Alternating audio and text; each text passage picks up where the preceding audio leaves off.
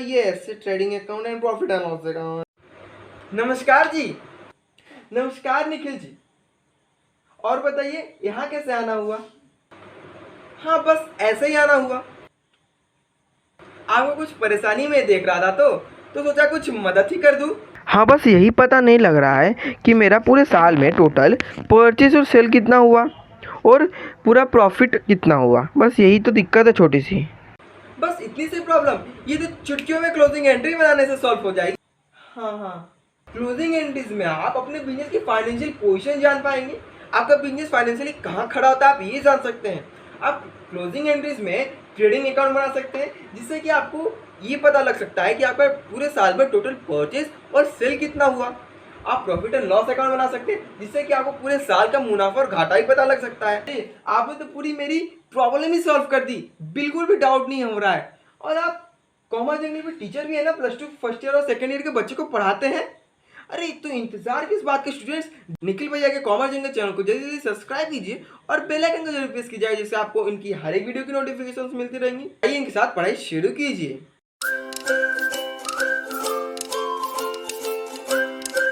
Friends, चलिए अब समझते हैं अपने क्लोजिंग एंट्री को। जैसे कि हमने पढ़ा था कि हम जर्नल प्रॉपर में क्लोजिंग एंट्री भी प्रिपेयर करते हैं, तो चलिए समझ लेते हैं क्लोजिंग एंट्री क्या है। ये क्लोजिंग एंट्री, ये क्लोजिंग एंट्री है हमारी कंपनी का फाइनेंशियल पोजीशन जानने के लिए ये प्रिपेयर करी जाती है। जैसे कि यहाँ पे लिखा गया है, it is prepare at the end of the accounting period to know the financial position of the company. ये जो हमारी क्लोजिंग एंट्री है इसलिए बनाई जाती है कि कंपनी की फाइनेंशियल पोजीशन कैसी है, पूरे एक साल का पूरा फाइनेंशियल पोजीशन उनका कैसा है, मतलब कि उनके पास कितने पैसे हैं और वो कितने स्टेबल है अपने फाइनेंशियली, मतलब मार्केट में क्या रैंक पर वो है, फर्स्ट, सेकंड या थर्ड।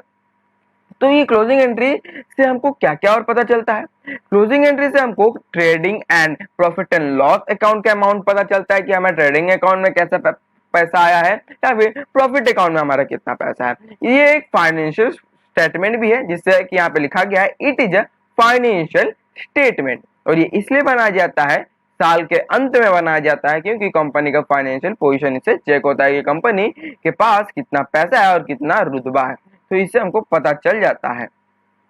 ठीक है, अब इसके कुछ गोल्डन रूल्स जान लेते हैं, जिससे कि हमको क्लोजिंग एंट्री बनाने में बहुत ही ज्यादा मदद मिलेगी। ये आपको +2 सेकंड ईयर में भी काम आएगा, इसको इसलिए ध्यान से समझ लीजिएगा। ठीक है, तो ये हमारा जो क्लोजिंग एंट्री का फंडा है ना, ये हमारे चैप्टर 1 में ही है, +2 सेकंड ईयर में कॉमर्स का, अकाउंट्स का। ठीक है, इसलिए इसको ध्यान से समझ लीजिएगा, कुछ गोल्डन रूल्स हैं। तो हमको यहाँ पे जो क्लोजिंग एंट्री होते हैं, ये 4 अकाउंट ध्यान से सुन लीजिए।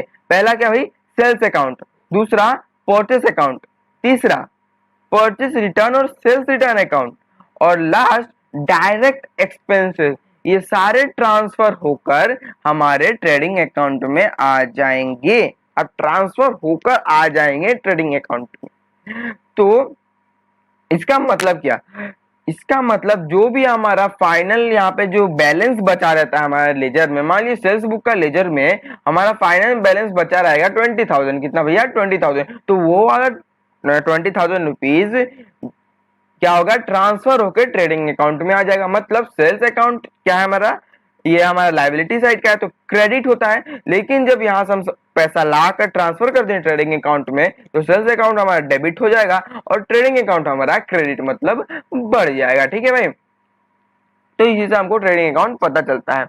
अब ये सारे आपको पता चलेगा, ये 4 जहां पे भी आपको मिलेंगे, इनको सीधे सीधे ट्रेडिंग अकाउंट में ट्रांसफर कर देना है।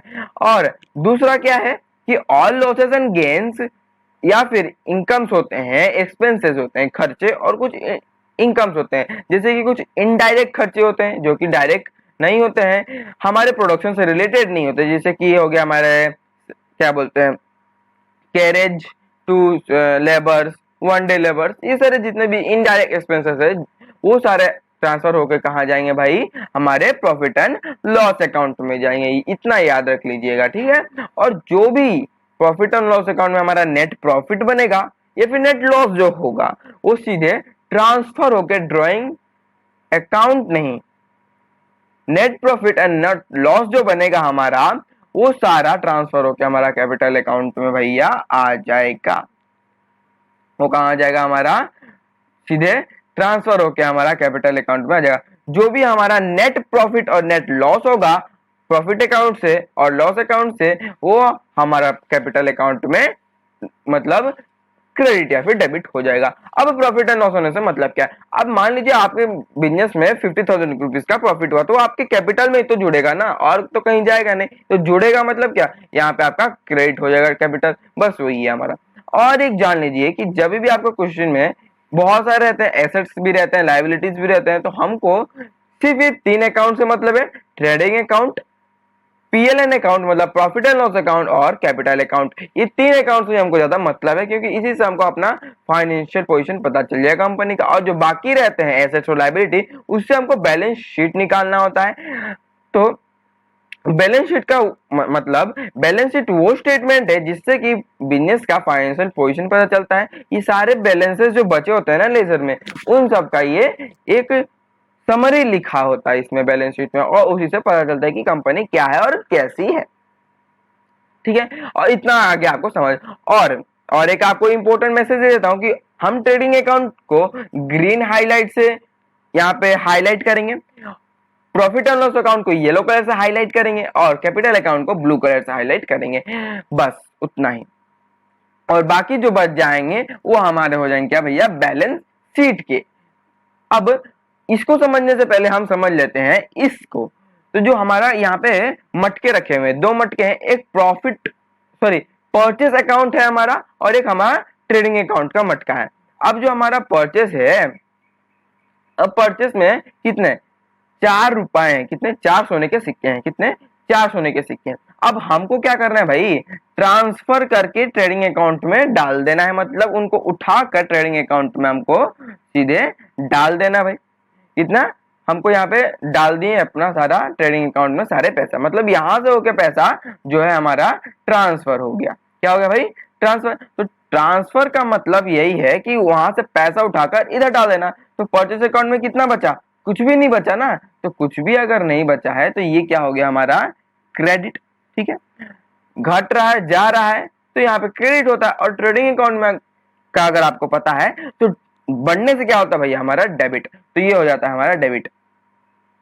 तो यहाँ पे ट्रांसफर होने का मतलब क्या, परचेस अकाउंट के मटके से उठाकर पैसा ट्रेडिंग अकाउंट में हमारा ट्रांसफर हो जा रहा है भाई। तो लास्ट में हमको ये तो पता चला है ना भाई, मेरा धंधा कितना हुआ, धंधा कितना पैसा उसमें चल रहा है। हमारा धंधा 90,000, 50 लाख या फिर 10 लाख रुपया में चल रहा है, बस इसी के लिए हम ये एंट्री पास करते हैं। तो ये हो गया आपको क्लियर। ठीक है, अब हम अपने सीधे देर बिना किए क्लोजिंग एंट्री की तरफ चलते हैं कि हमारा क्लोजिंग एंट्री कैसे होता है। तो जैसे कि मैंने बताया कि हम ग्रीन हाइलाइटर से ट्रेडिंग अकाउंट को हाईलाइट करेंगे, तो पहले क्या क्या आएंगे भाई, रिटर्न आउटवर्ड। रिटर्न आउटवर्ड हमारा परचेस रिटर्न है। तो परचेस रिटर्न जो होता है ना हमारे, वो क्या है, डायरेक्ट है हमारे, तो वो तो रिटर्न है ना। तो रिटर्न डायरेक्ट हमारा कहाँ आ जाएगा भाई, ट्रेडिंग अकाउंट में आ जाएगा। रेंट हमारा डायरेक्ट एक्सपेंसेस है, मतलब सीधे सीधे एक्सपेंसेस है, इनके बिना हमारा कंपनी रन नहीं कर सकता, बिना भाड़ा दिए हमारा कंपनी तो जाएगा नहीं, बस वही है। सैलरी अकाउंट भी हमारा डायरेक्ट एक्सपेंस है। ट्रेड एक्सपेंस भी हमारा डायरेक्ट एक्सपेंस है जो कि 300 का है। ओपनिंग स्टॉक हमारा 2450 रुपीज का है। और परचेस जो है हमारा 11,870 रुपीज का है भाई। तो ये पता चल गया हमको अपना क्या, ट्रेडिंग अकाउंट का। ठीक है, और क्या क्या आएगा हमारा ट्रेडिंग अकाउंट में, हमारा रिटर्न इनवर्ड्स आएगा और सेल्स आएगा हमारा ट्रेडिंग अकाउंट। हाँ तो दोस्तों चलिए अब हम अपना देखते हैं कि हमारा लास्ट जो हमारा है ट्रेडिंग अकाउंट में ट्रांसफर होने वाला, उसे आप नजरअंदाज मत कीजिएगा कभी भी। क्वेश्चन में आपको हमेशा क्वेश्चन के लास्ट में आपको ऐसा हेडिंग देके लिखा होगा कि the last closing stock remain 5,860 as per June 25, 2021। ये आपको लिखा रहेगा लास्ट हमेशा क्वेश्चन में। तो अब हम चलिए एंट्री करना शुरू करते हैं, अपना क्लोजिंग एंट्री का जर्नल एंट्री पास कर देते हैं। तो यहाँ पे सबसे पहले हम क्या लिखते हैं, कभी भी अगर आप जर्नल प्रॉपर करते हैं और क्लोजिंग एंट्री बनाते हैं तो सबसे पहले आप हेडिंग देंगे कि books of Raghuram closing entry, इतना आपको लिखना पड़ेगा। उसका एक फॉर्मेट बनाना पड़ेगा, date, particulars, left, debit and credit का एक तो आपको पूरा फॉर्मेट बनाना पड़ेगा। उसके बाद आपको डेट लिखना होता है 2021 जून 25 करके आपको डेट लिखना पड़ेगा। उसके बाद आप सबसे पहले हेडिंग दीजिएगा भाई कि ट्रेडिंग अकाउंट डेबिटेड। क्यों डेबिटेड भाई? क्योंकि हमको सारा ट्रांसफर कर रहे हैं इधर डेबिट में। क्यों? क्योंकि हम ये सारे डेबिट वाले बैलेंसेस को हम ट्रांसफर कर रहे हैं अपने ट्रेडिंग अकाउंट में। तो अगर डेबिट वाले बैलेंसेस को अगर हम ट्रेडिंग अकाउंट में ट्रांसफर कर रहे हैं तो ट्रेडिंग अकाउंट हमारा डेबिट ही होगा। और उसके बाद जितने भी डेबिट बैलेंसेस है जैसे purchase, opening stock, trade expenses, salaries, ये यहाँ पे डेबिट हो रखे हैं। तो इस तरफ क्या होकर रखेंगे हमारे, जब हम प्रिपेयर करेंगे ये सारे होकर रखेंगे भाई क्या, क्रेडिट। अब भैया पूछे, अब समझ नहीं आया कुछ, इधर डेबिट है इधर क्रेडिट करेंगे और इधर क्रेडिट है तो डेबिट करेंगे। तो आप यहाँ पे, इसीलिए मैंने ये वाला आपको प्रॉब्लम समझाया था कि जो परचेस अकाउंट का मटका है यहाँ से पैसे उठाकर हमने ट्रांसफर कर दिए ट्रेडिंग अकाउंट में, वैसा ही अपना ओपनिंग स्टॉक के जो 2550 रुपीस पैसे बचे थे उनको उठाकर इस मटके में उठाकर हमने ट्रांसफर कर दिया। बस इसलिए यहाँ पे क्रेडिट हो गया और ये हमारा ट्रेडिंग अकाउंट डेबिट हो गया। वैसा ही तो यहाँ पे हमारा ओपनिंग स्टॉक कितना था 2450, तो हमने यहाँ पे एंट्री कर दिया है 2450। उसके बाद हम अपने परचेस को करेंगे 11,870 रुपीज, तो यहाँ पे हमने लिख दिया 11,870 रुपीज।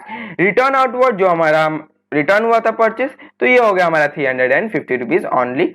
और रेंट अकाउंट जो कि हमारा एक्सपेंसेस है, एक्सपेंसेस हमारे डेबिट होते हैं, तो अगर हम इनको ट्रांसफर कर रहे हैं जैसे कि मैंने बताया इस अकाउंट से उठाकर ट्रेडिंग अकाउंट कर रहे हैं, तो पैसे यहाँ कम हो रहे हैं और यहाँ ज्यादा हो रहे हैं। तो ट्रेडिंग अकाउंट में जब ज्यादा हो रहे हैं पैसे तो डेबिट हो रहे हैं, तो यहाँ पे बस हमको एंट्री कर देना है। तो डेबिट वाले बैलेंसेस जो है क्लोजिंग एंट्री जब हम बनाते हैं तो वो सारे क्रेडिट करना पड़ता है हमको एंट्री। और सैलरी अकाउंट 850 रुपीज और उसके बाद ट्रेड एक्सपेंसेस हमारा बच जाता है कितना 300 रुपीज का अमाउंट। तो उसके बाद ये जितने भी अमाउंट हुआ आपको टोटल करना पड़ता है। तो हमारा टोटल करने के बाद 16,180 रुपीज का बैलेंस आया। इसका मतलब हमने ये सारे अकाउंट से पैसे उठाकर ट्रेडिंग अकाउंट के मटके में डाल दिया, जिसके वजह से ट्रेडिंग अकाउंट का पैसा बढ़ गया कितना 16,180 रुपीज। उसके बाद हम उसका एक डिस्क्रिप्शन लिखते हैं, being all entries transfer to trading account. इतना हो गया भैया, खत्म इसका काम। अब जून 25 को क्या हुआ कि हमको अब क्रेडिट बैलेंसेस वाले को भी ट्रेडिंग अकाउंट में ट्रांसफर करना है। तो कौन कौन से क्रेडिट बैलेंसेस है जिनको ट्रेडिंग अकाउंट में ट्रांसफर करना है, सेल्स, रिटर्न इनवर्ड्स और हमारा क्लोजिंग स्टॉक है। ये क्लोजिंग स्टॉक हमेशा ये आप याद रखिए कि आपके क्वेश्चन के नीचे दिया रहेगा और आपको क्लोजिंग स्टॉक को ट्रांसफर करना है आपको ट्रेडिंग अकाउंट में। तो सबसे पहले हम क्या लिखेंगे भाई, अपने सेल्स अकाउंट और सेल्स रिटर्न मतलब रिटर्न इनवर्ड अकाउंट जो कि हमारा 13,690 था, रिटर्न इनवर्ड 450 था और क्लोजिंग स्टॉक अकाउंट हमारा 5,860 था। अब आप पूछते होंगे कि भैया ये हमारा सेल्स अकाउंट इधर क्रेडिट होकर रखा है, इधर डेबिट क्यों हुआ? तो बस यही फंडा है कि ये सेल्स अकाउंट है, मान लीजिए हमारा ये सेल्स अकाउंट बढ़ा है, यहाँ पे पैसे हैं तो इसलिए यहाँ पे क्रेडिट है। और जब यहाँ से पैसे उठाकर ट्रांसफर होकर हमारे ट्रेडिंग अकाउंट के मटके में जाएंगे तो ये यहाँ से पैसा खत्म होगा, इसका मतलब ये डेबिट हो रहा है, तो यहाँ पे इसलिए डेबिट हो रहा है। और ट्रेडिंग अकाउंट हमारा क्रेडिट हो रहा है, क्यों? यहाँ पे पैसा घट रहा है क्योंकि हमारा सेल्स जितने भी हैं हम इनको पैसे काट रहे हैं। तो ये टोटल हमारा बन जाता है कितना भैया, 20,000 रुपीज का हमारा अमाउंट बन जाता है कि हमने इतना सामान बेच दिया। उसके बाद बेचने के बाद हमको एक प्रॉफिट एंड लॉस निकालना पड़ता है कि हमने कितना माल बेच दिया और कितना हमने खरीदा था।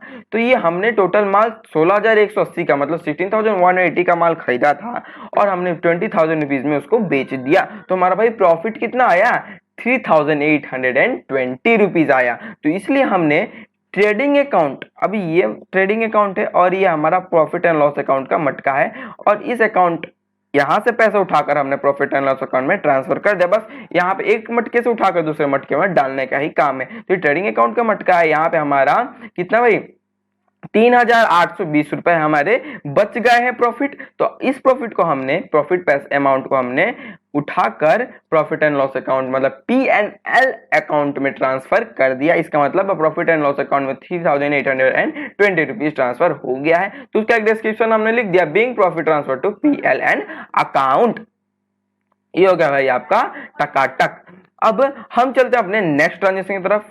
बाकी बचे थे हमारे बचे थे क्या, प्रॉफिट एंड लॉस, जिसको हमने येलो कलर से हाईलाइट किया है। तो ये डिस्काउंट अलाउड, ग्रांट रिसीव्ड और बैड डेट रिकवर। तो ये थे हमारे तो हम इसको एंट्री कर देते हैं। तो जो हमारे इधर डेबिट हो रखा है, इधर हमारा इधर क्रेडिट हो रहा है, तो यहाँ पे भी क्रेडिट बैलेंसेस हमारे जो हमारे इनकम्स आ रहे हैं ना, गेन्स हो रहे हैं, तो गेन्स जितने भी होते हैं हमारे, वो हमारे हो जाते हैं भैया क्रेडिट। तो हमारा 1040 और 250 रुपीज ओनली, तो हमारा टोटल प्रॉफिट बन जाता है 1290 रुपया का।